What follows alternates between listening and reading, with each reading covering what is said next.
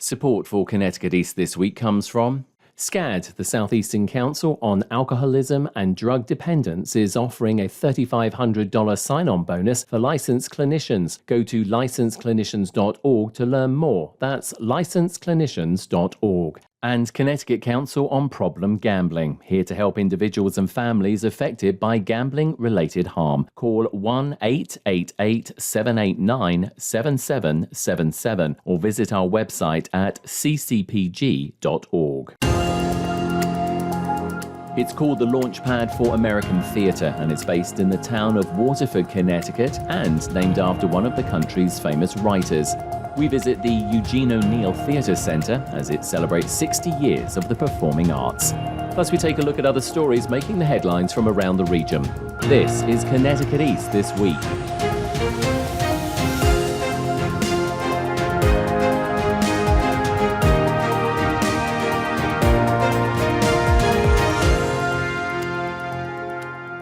Hello, I'm Brian Scott Smith. We've probably all been to a theatre in our lives and watched performers acting, dancing and singing in musicals, thrillers and in comedies. From large-scale productions on Broadway in New York to smaller venues and productions here in Connecticut. But have you ever wondered how they get started? Well, many start here in eastern Connecticut and the town of Waterford. And I sat down with Tiffany Gavin, the executive director of the Eugene O'Neill Theatre Center, to find out more as they celebrate their 60th anniversary.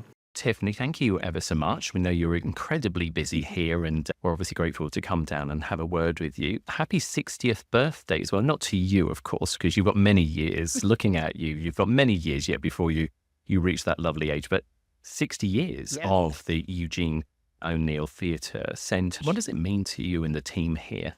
I think it is the mark of a really extraordinary legacy and something that has become really a mark of the contributions that the O'Neill has been able to make to the American theater, to artists and their commitment to artists, and the importance of supporting new work in the landscape, how new work comes to be and the process, and that this town, Waterford, Connecticut, has had such an incredible impact on the American theater.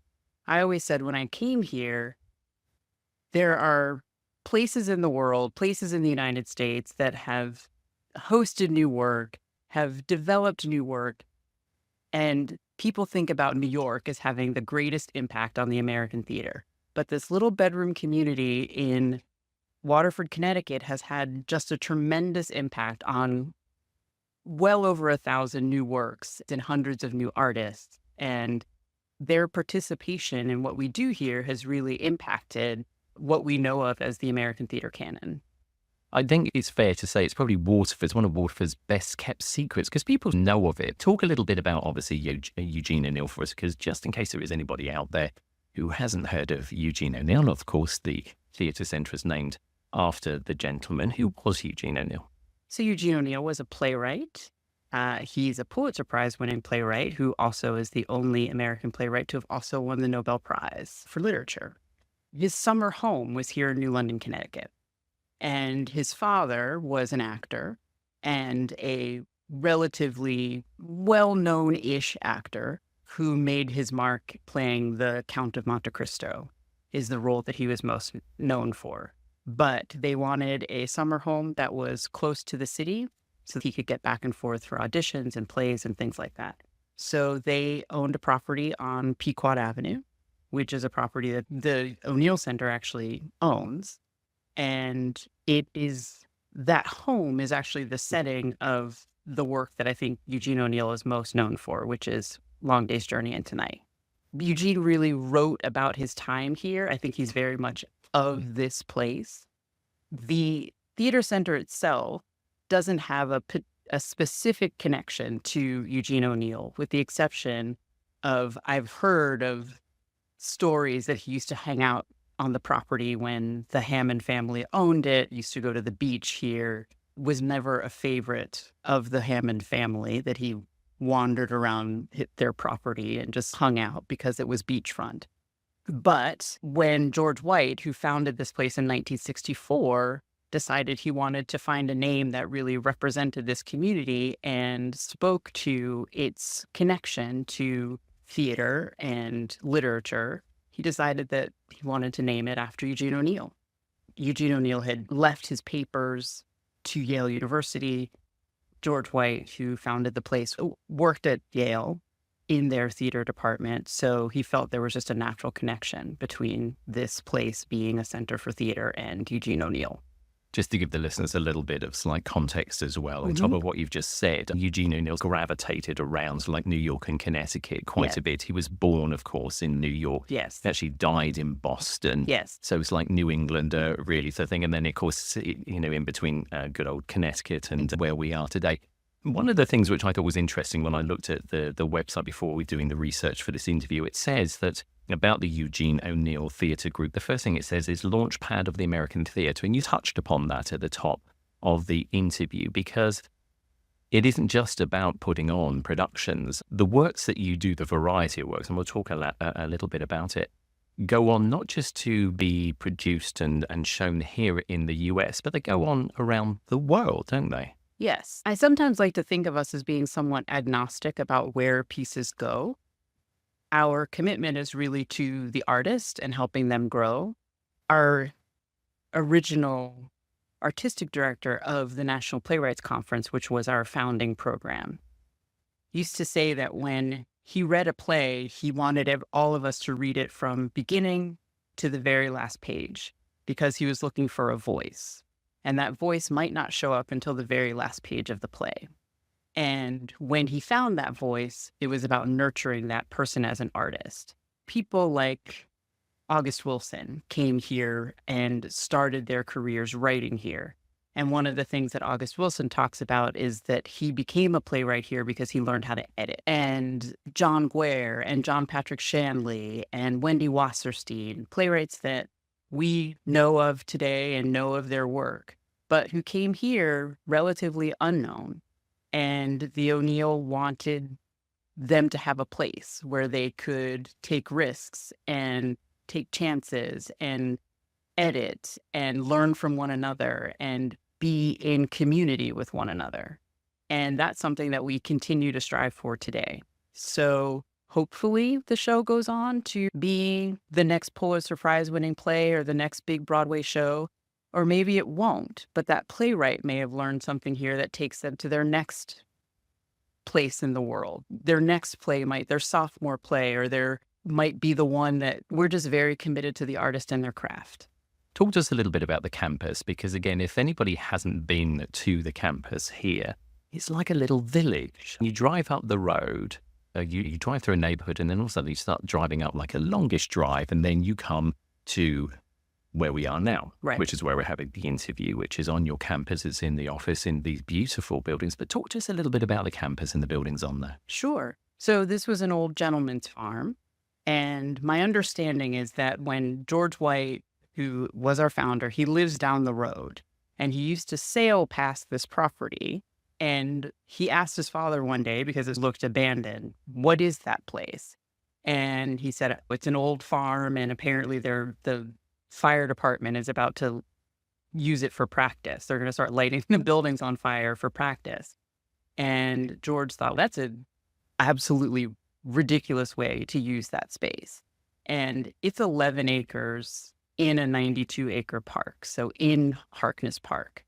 And he worked with the town to be able to take over this space. So many of the buildings are original to that. There are a couple of buildings that were dragged onto the property from other places. So there are the mansion, which is where we have our offices, I think it just turned 200 years old or something. There are other buildings that are original. We also have a brand new set of, or if they were brand new 10 years ago, they seem brand new compared to everything else. Cottages, which act as housing for students and artists. When we have artists here, we have 4 performance spaces. 2 of them are indoor, 2 of them are outdoor. And I think there's 20 some odd buildings here on campus that we utilize in various forms, whether it's for housing, cafeteria space, offices. It's a lot, but it's tree lined and calm and it's beachfront. And I think it's what is attractive to people to come here. I think that they're surprised by the solitude that they have here, but we also try to build a sense of community around them. I think the thing I hear most from artists when they come here is, I can't believe how much work I got done. Or I've been so relaxed here and inspired by this place. It's very special in that way. I had never been here when I took this job. I'd been here once, but it was at night. And I just went into the theater that I was seeing the show and didn't really get to look around. And when I was being considered for this job, I came here and it was just extraordinary. I could not believe that all of this was here and that all we do in this space is make art. That's amazing. I've never been in anything quite like it. What drew you to this? Because as you said, you literally just said you came here at night, you saw something. But before that, what drew you to want to be the executive director, the top person of a team of creative people? I knew of this place because the reason I had come here was because I was general managing a show that was about to do performances in San Francisco. And the writer of that show had come here with a previous show and said, I need to do some work. I want to go to the O'Neill because I know I can get work done there. So we said, okay. So we sent him here with a play that needed a lot of work. And after 2 weeks here, I came up to see the presentation and I thought, oh my gosh, like it's really come together. It's really become more than I thought it would be. And it feels ready to be in front of people. So I got this sense that whatever was happening here was something special and obviously was very inspiring to this writer. So I'd always kept that in the back of my mind. And during the pandemic, while I was like everyone else figuring out what's going to happen in the American theater and when are we going to be able to go back and be in community with one another, I saw this job posted and I knew of the recruiter. And so I reached out and I said, are you still accepting applications for this? And he said, absolutely, yes, please send in your information. And what I was attracted to was, one, that this was a place that was about process. I love process. I've said before, opening nights are a dime a dozen, but getting to see something from the moment it has become an idea to the growth of it, getting to that point is probably the most exciting and interesting thing for me. And the way this place was structured, my background is mostly as a producer and general manager. I'm not a traditional executive director in that regard, just administrative, fundraising, that sort of thing. This position made sense for me because it has those elements, yes, the administrative elements, but there's also a sort of producerial element to it as well. Really about being a steward of the vision and making sure that vision is reflected in all of the various programs that we have. So that was meaningful to me, and being able to be a part of that and help lead that process seemed like a perfect fit and a perfect use of my skills and interests. Talk to us a little bit about the programs as well, because there's quite a few. You've got writers' workshops, conferences. So again, it's a very untypical sort of like theatre centre in that way. So we have the National Playwrights Conference, which was our founding program. And the National Music Theatre Conference, which came several years later. They are both about the development of new work. We generally take most of our pieces that we develop from an open submission process. And anyone can submit. They don't have to be represented by an agent or producer or anything like that. The piece has to be unproduced. And we choose from this past year, we just got over 1,600 submissions for plays and over 400 submissions of musicals. All of them will be read, and we will bring that down to somewhere between 6 or so. We'll do 6 or so projects that we will develop over the summer. We also have the National Critics Institute, which is geared toward mid-career cultural critics, really, not necessarily theater critics, but writers who want to know more about criticism. In the journalism world right now, you see a lot of features writers that are now the only writer on staff that talks about culture. So they've now become their critic. Or so during the summer, they come here and they work with one another. They find a group of people that they work with, but they also get to explore criticism in a variety of forms, often getting to see a work in progress and understanding what that is. They go to restaurants, they go to films, and utilize those experiences to base various critiques on. And critics actually seems like an odd thing to have in a space where you're doing new work and you want to keep it protected and safe. But what I find interesting is that the focus a lot for these critics is really about understanding the vulnerability that a writer finds themselves in.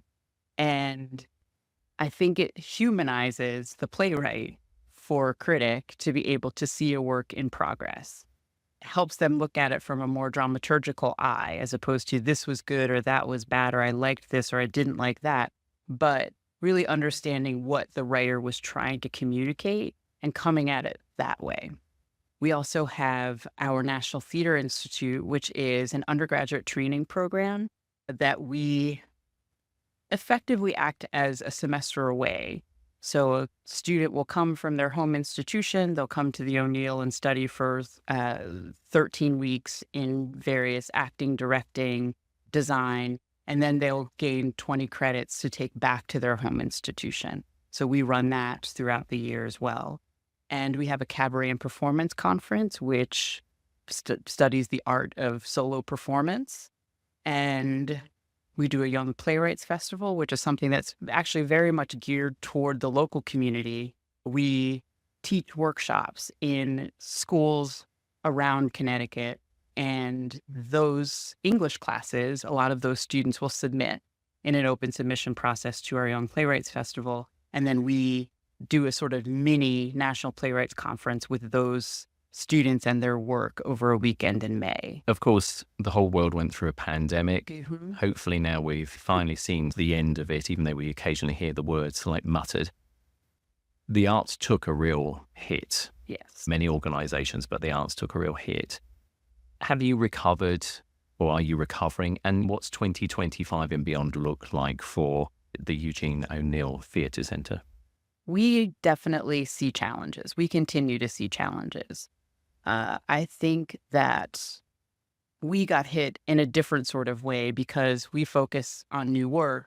There isn't really an opportunity for us to bring an audience in with perhaps a star-driven production or an old standard that someone, a Christmas Carol or something like that. That's not something that is within the realm of what our mission is. So it's taken us quite a lot of time to get back to where we were. We also, a lot of our sort of earned revenue comes from our undergraduate program. And the struggles that undergraduate education are having has also reflected here. So it's been a double whammy in the struggle of coming back from the pandemic for theater as well as for education. Can't say that I feel like we're on fully solid ground. We're getting there, but we still have a ways to go. Something that I hope we will get to in our time here, in my time here, is to find more points of entry for the O'Neill.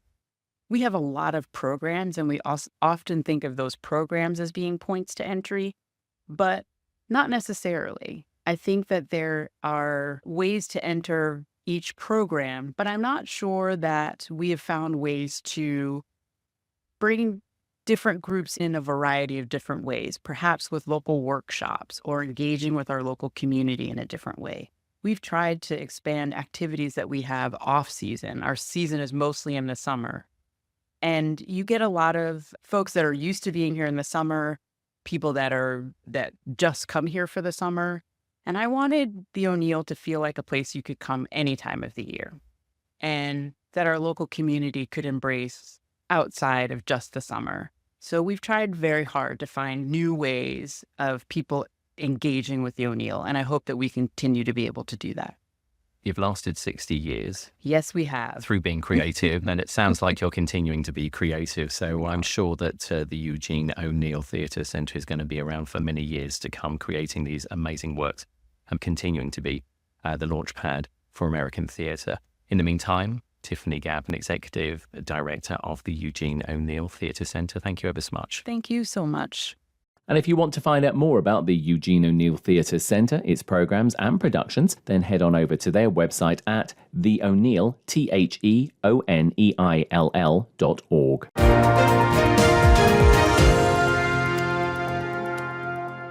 Connecticut East This Week is made possible by SCAD, the Southeastern Council on Alcoholism and Drug Dependence, is looking for licensed clinicians and is offering the top benefits packages in the state. Go to licensedclinicians.org to learn more. That's licensedclinicians.org.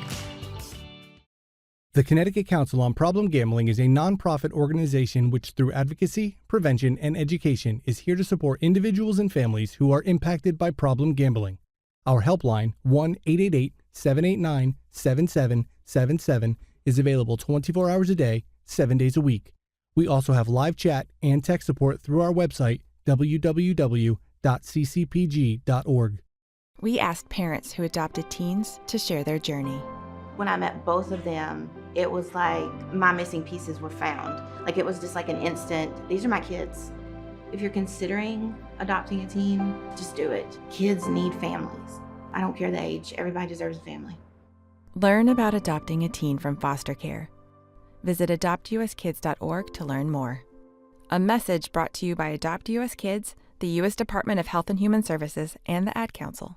Time now for a look at other stories making the headlines this week. Scientists at the Connecticut Agricultural Experiment Station have developed a groundbreaking method to stop the invasive and destructive spotted lanternfly found here in the state and in 17 others in the nation. The colourful insect from China poses a significant threat to woodlands and forests, as well as to agricultural crops and fruit trees by sucking out sap from them like a vampire. Hanny Dweck is a chemical ecologist at the experiment station who made the breakthrough and said they found the odour that attracts the lanternfly to its host plant, and it's not a moment too soon.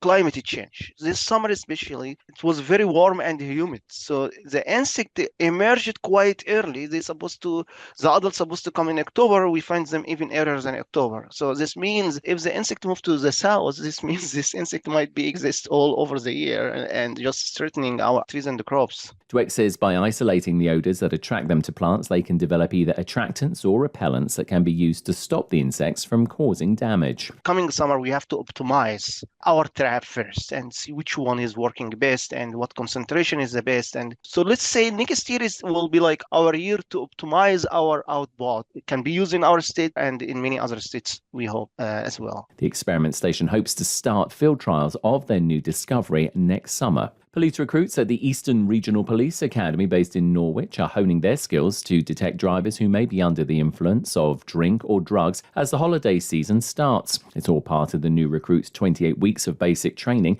to become a police officer in the state. Gil Maffeo is the DUI instructor at the academy and a serving police officer at Waterford PD, and says this type of wet lab training where they bring in volunteers who have been drinking is an essential part of the officers' training. This is their chance to see a drunk in this controlled environment where we know people aren't going to give them a bad time or something. And it's just another chance for them to practice. Number one, being able to recognize the impairment, but then able to practice the standardized field sobriety tests. Patrick Phelan is a new officer with Plainfield Police Department and explained what they're looking for when they carry out field sobriety tests on someone they suspect may be driving under the influence of drink or drugs. In the eye test, we're going to be looking for a voluntary jerking of the eyes from side to side and up and down as well. With the walk and turn test, we're going to look for they take the correct number of steps, they balance correctly from the starting position, starting on the right time, not stopping, taking a turn correctly. And then with the one-legged stand, we're going to be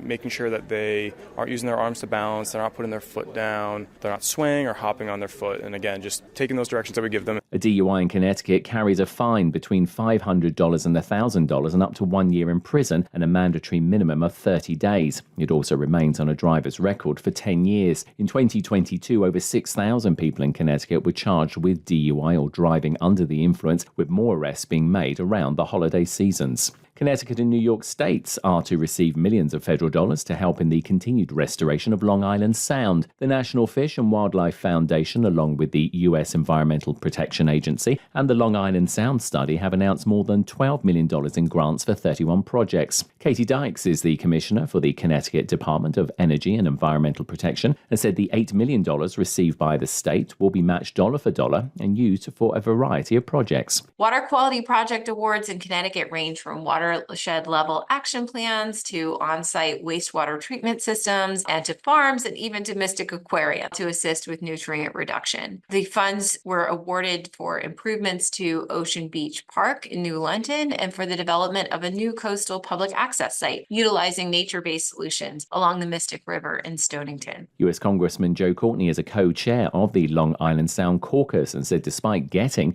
the Long Island Sound Restoration and Stewardship Reauthorization Act through the House of Representatives, they still have many challenges ahead next year. Looks like the final outcome for the FY 2025 budget is going to be delayed until early next year. It's a good reminder that we've got to stay vigilant to make sure that the priorities of all these stakeholders is protected. When, again, the negotiation about the final package comes into play, it's going to be with a new cast of characters, a lot of new members in the House of Representatives and some in the Senate, obviously a new administration, and things are going to move pretty fast in that first quarter of next year. So we've got to stay on our toes. The aim of the Future Fund 2024 grants is to support projects that improve water quality by preventing stormwater and sewer runoff that contains nitrogen from reaching the Sound watershed, as well as removing marine debris and restoring 280 acres of coastal habitat on both the Connecticut and New York sides of the Sound. And it was a big night of wins for Eastern Connecticut at the recent Connecticut Restaurant Association Awards, or the Crazies as they're more well known. The annual event held at Foxwoods Resort Casino celebrated another fantastic year for the state's restaurants. David Standridge of the Shipwright's Daughter in Mystic won Chef of the Year. Monet's Table Restaurant and Catering won Tolland County Restaurant. The Essex won Middlesex County Restaurant. Trigo Woodfire Pizza in Willimantic won Wyndham County Restaurant. And the Port of Call and Mystic won the New London County Restaurant of the Year. Pastry Chef of the Year went to Jessica Spivey from the Oyster Club in Mystic, and Abbott's Lobster in the Rough from Noank was one of two businesses inducted into the Connecticut Hospitality Hall of Fame. Congratulations to all the winners.